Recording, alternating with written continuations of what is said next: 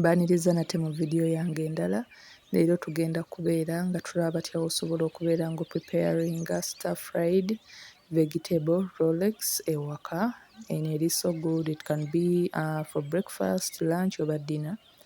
Twatandise ne dipping sauce nga mwe nakozesezaamu plain yogurt, ninamu corriander, green pepper, katungulu ccumu, enniimu oba tokozesezza nniimu osobola okubeera ng'okozesa vinegar.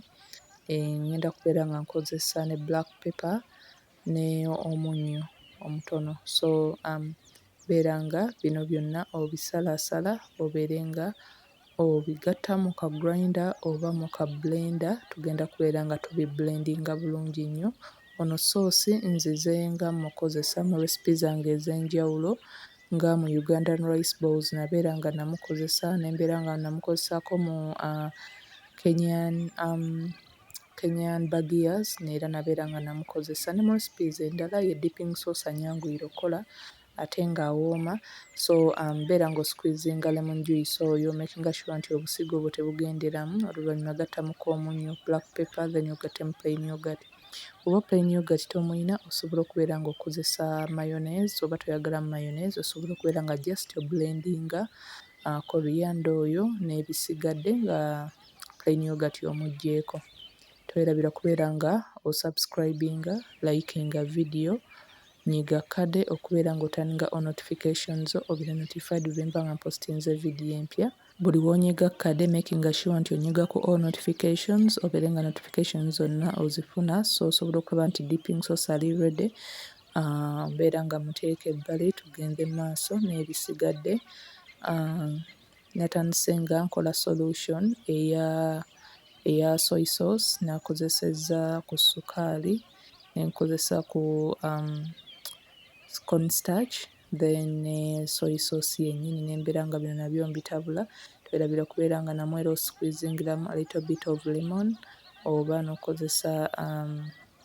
n'okozesa white vinegar.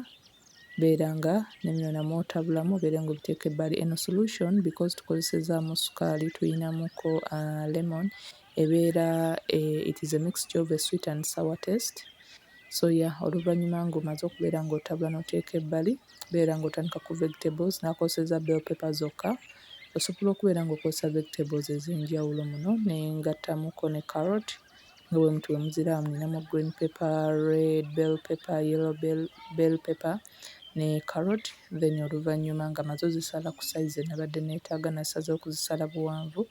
Na whiskinze amagi nga ntaddemuko omunnyo mutono. Then nembeera nga nteekako frying pan nekyamuka. Oluvannyuma nga maze okukyamuka nakozesezza blue band because ono ayambako ku creaminess n'okubeera nga eggi alifuula fluffy.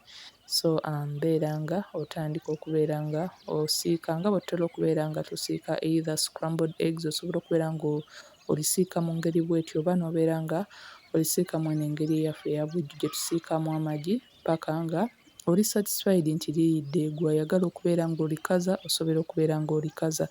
Gw'ayagala okubeera nga just erikaza nnyo nga lisigaddemu akabisibisi naawe osobola okukola ekyo. Then afterwards ng'oliggyeeko mu paani eno yennyini nabadde addinzeemuko ku butto. Then nembeera nga nteekamu carrots nensooka nensiikako. Nasoosezaamu carrots because zo zirimuko akakaluba okusinga ku bell pepper ziri. So nziteekamu nembeera nga nzitabulamu okumala eddakiika nga 2 ku 3.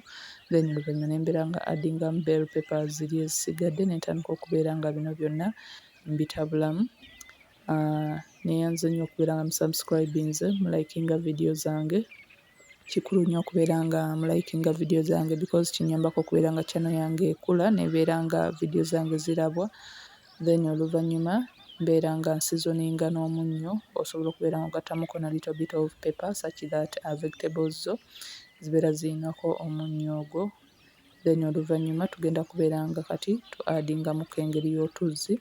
Otuzzi otwo tukozesa nga jjiiko emu ku 2 because steam oyo ayamba okubeera nga vegetables zino zongera okubeera nga zibeera steamed bulungi n'okugonda. Then oluvannyuma mbeera nga addingamu solution yaffe eya soy sauce n'obeera nga muno otabulamu. Singa weesanga nga like bw'oti nga bwe mulaba nga wagenze wakwatira mu paani yo, osobola okubeera ng'okozesaako amazzi amatono eggiko emu ku bbiri such that wansi waba tewakwatidde ate n'ekirala omuliro obeera oreducinze ng'ofumbira ku muliro omutono ennyo ddala. So oluvannyuma nga vegetables olaba ziri ready, ggyako obeere nga kati ofuna chapati. Nakozesezza chapati bbiri, zino zaabadde pumpkin chapatis, y'ensonga lwaki olaba ziri yellow nnyo than chapati zaffe eza bulijjo. Nasoose nga nteekako soosi waffe oli gwe twasoose okubeera nga tublendinga mu ntandikwa, ne mbeera nga nzisaako lettuce. Osobola okubeera nga n'okozesaawo cabbage ezaffe zino eza bulijjo oba n'okozesa red cabbage.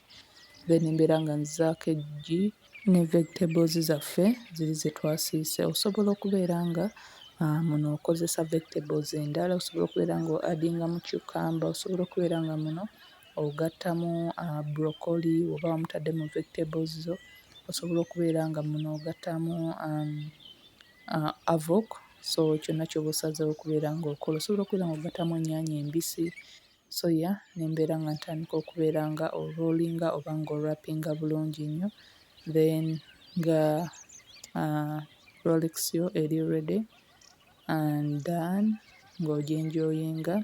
Eri nnungi nnyo ng'eriko dipping sauce. Eno nagisazeemu, nakozesezza bu toothpick okubeera nga bugikwata bulungi nnyo ebeere ffaamu bulungi, ereme kubeera ng'eyiikayiika ne ingredients ziri munda zonna ezirimu. So y'eno engeri gye nagisaavinzeemu. Osobola okubeera nga kuno era ogattako ennyaanya, osobola okubeera ng'ogattako obutungulu, kyonna ky'oba oyagadde mu kusaavingako, n'ebeera ng'ofunye balance diet ennungi. Oyinako wali ku cucumber, oyina vegetables zino, so neeyanza nnyo okubeera nga musubscribinze, mulikinge my other videos. Let me know what you think about my recipes in the comment section. Until next time, don't forget to share, subscribe and like